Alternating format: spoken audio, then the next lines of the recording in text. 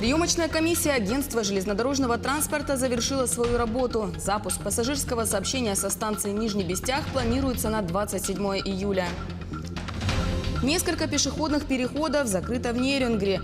Как часто, рискуя жизнью, горожане нарушают правила дорожного движения. Тяга автобуса, поднятие камней и другие тяжелые упражнения. Как прошли спортивные состязания СХ Олонхо в Намском Улусе.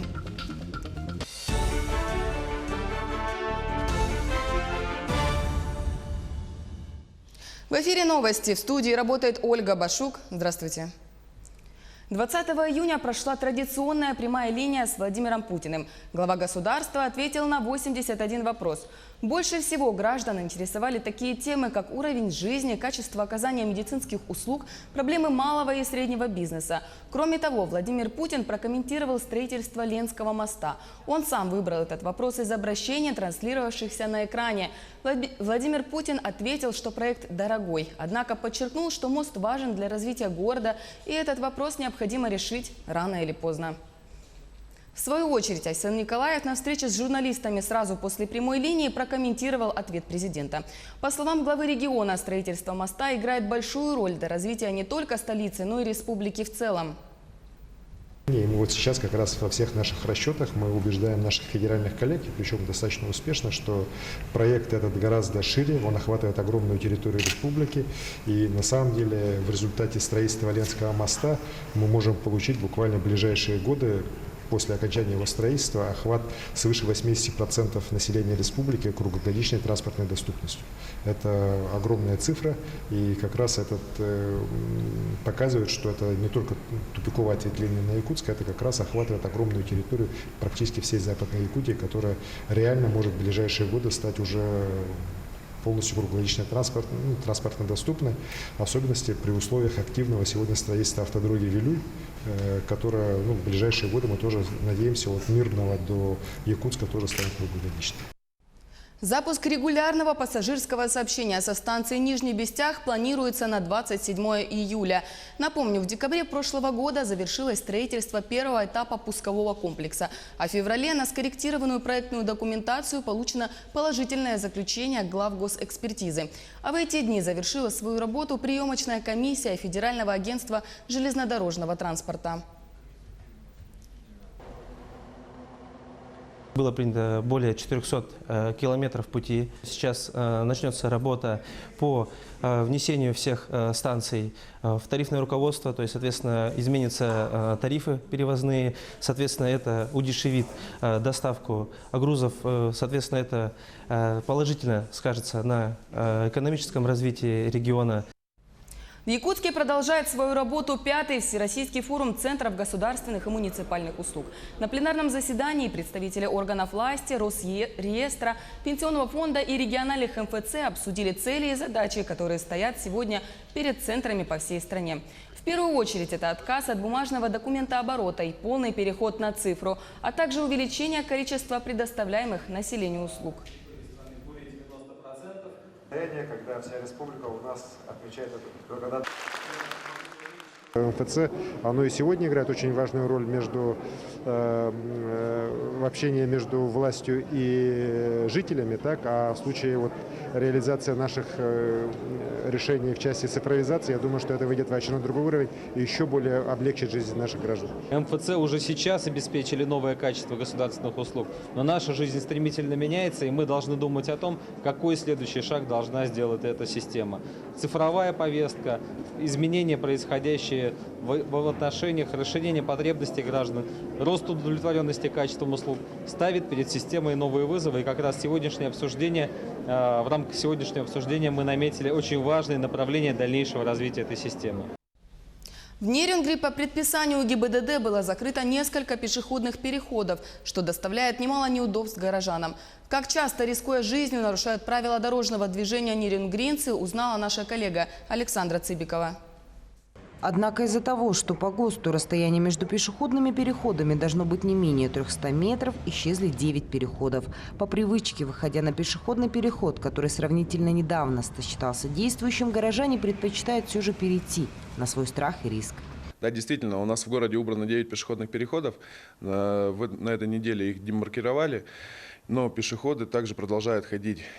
Самое страшное то, что люди по привычке просто ходят, даже не обращая внимания. Нерюнгринцы, давайте сами переходить дорогу в положенных местах и не показывать подрастающему поколению плохой пример. Потому что если взрослые хотя бы смотрят на дорогу, то дети зачастую просто ее перебегают. Чтобы у нас не случилось несчастных случаев и дорожно-транспортных происшествий, связанных из-за детей. На месте бывших пешеходов убраны знаки, снесена дорожная разметка, а в некоторых местах даже посажены саженцы деревьев. Но большая часть нерюнгринцев пренебрегает новым предписанием. Кто-то по незнанию, кто-то по старой памяти, а кто-то из-за своих убеждений. Это затрудняет положение, поскольку у всех дети, маленькие дети, и есть люди-инвалиды с колясками. И, конечно же, передвижение по городу затрудняется в этом случае. Все равно по тропиночкам ходим, и я хожу по тропиночкам, как протоптано. А вы не боитесь аварий? Рискуем. Я, конечно, не все знаю, но вот этот вот, я думаю, что прямо напротив ДК люди так привыкли ходить здесь.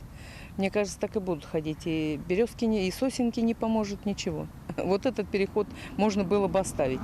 Да, действительно, нерюнгринцам трудно перестроиться, так как пешеходный поток осуществлял движение подобными маршрутами более 30 лет. Но не стоит забывать, что если не дисциплинировать себя, то и дети, следуя примерам, могут оказаться в опасной для жизни ситуации. Александра Цыбикова, Вадим Барашков, Нерюнгри. Развитие предприятия во имя здоровья животных. Так можно сформулировать главную цель, которую ставит перед собой алданский ветеринарный врач Галина Гайдукова. Тему продолжат наши алданские коллеги. У спокойной и ласковой кошечки раньше явно был дом, затем она почему-то оказалась на улице. Временный приют кошка обрела в ветлечебнице. Здесь ее нарекли Марусей. Двое ее котят уже нашли хозяев. Когда удастся пристроить оставшихся малышей, Марусе будет произведена стерилизация. Сделаем ей стерилизацию, и уже у нас есть бабулечка, которая ее возьмет. Давление и сердцебиение у Маруси в норме, а вот течка настанет совсем скоро. Осмотр кошечки ветеринарный врач произвела не более чем за 10 минут. Чудо-аппараты, УЗИ и тонометр в лечебнице появились недавно. Благодаря им многих собак и кошек уже удалось спасти от гибели. Конечно, легче с этой аппаратурой. И аппарат УЗИ, ну, здесь, конечно, слов нету.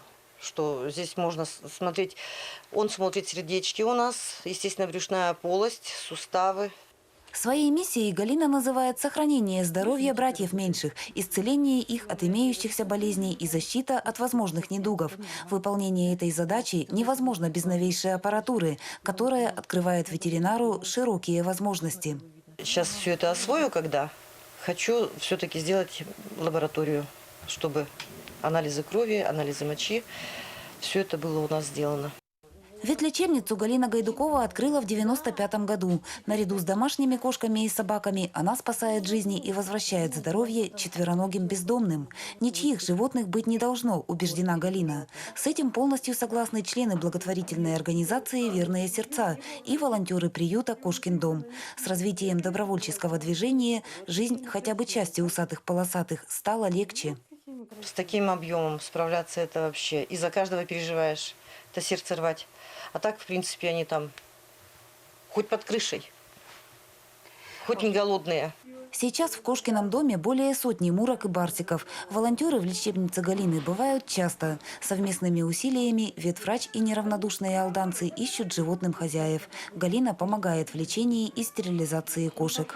Да, вот как бы с ними работаем, да, потому что в Герде в любой момент, хоть ночью можно приехать, да, и даже вызвать сюда. Мы же их тоже и лечим, и глазки, и еще что-то случается с ними, да, и с улицы бывает уже больных привозишь.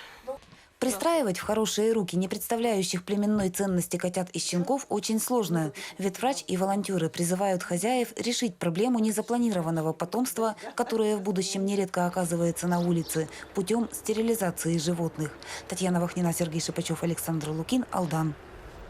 А говоря о республиканском празднике Сейхелонхо, мы уже рассказывали, как прошла церемония открытия и какие культурные мероприятия прошли в этот день.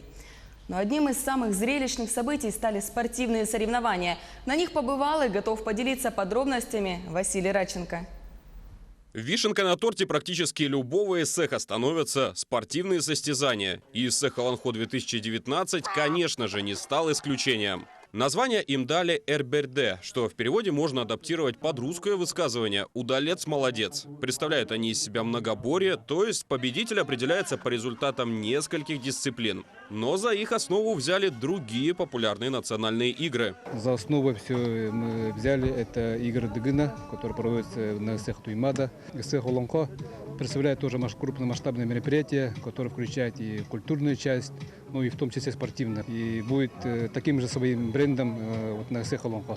Но несмотря на первоисточник, в играх Эсеха Олонхо и упражнения несколько другие, да и спортсмены выступают совершенно в иной весовой категории. РБРД включает более силовые виды спорта. Да, если сравнить с играми Дыгына, то здесь больше идет на более силовые направления. Поэтому здесь больше будут участвовать те ребята, которые потяжелее, помощнее, ну, скажем так, большие ребята будут участвовать. Всего заявились 4 спортсмена. Настоящие богатыри. И если 3 из них уже бывалые участники якутских состязаний, то Артем Ветров новичок в этом деле, но отнюдь не в соревновательном спорте. Чемпион мира по армлифтингу в 2017 году. 2-й призер того же чемпионата мира по жиму народному, жим штанги лежа. Еще месяца 2 запланировал вот именно на этих соревнованиях попробовать себя. Честно, прям конкретно к ним не готовился. Ну, посмотрим, что получится. Автобус и фермерская прогулка будет самая такая нормальная для меня, удобная. А вот с камнями еще не работал с такими. Ну, посмотрим сегодня. Сегодня все будет видно.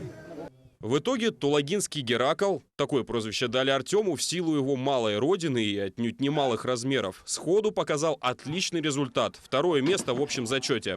Бронза досталась Егору Баешеву, сыну прославленного Анатолия Баешева. Победу же одержал намский ботур Евгений Иванов, который своим спокойствием и, наверное, самыми внушительными размерами с первых же секунд дал понять, кто на этих соревнованиях главный. А вот чемпион Европы по масс-рестлингу, знаменитый якутский богатырь Эрчим Бапагай, стал лишь 4-м, показав отнюдь не самую свою лучшую форму. В общем и целом посмотреть было на что. И будем надеяться, что подобных состязаний силачей у нас в республике станет больше.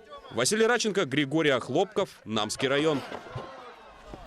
Таковы были новости к этому часу. Еще больше информации смотрите на наших сайтах nvk-online.ru и як24.ru. Мы продолжаем следить за развитием событий. Оставайтесь с нами.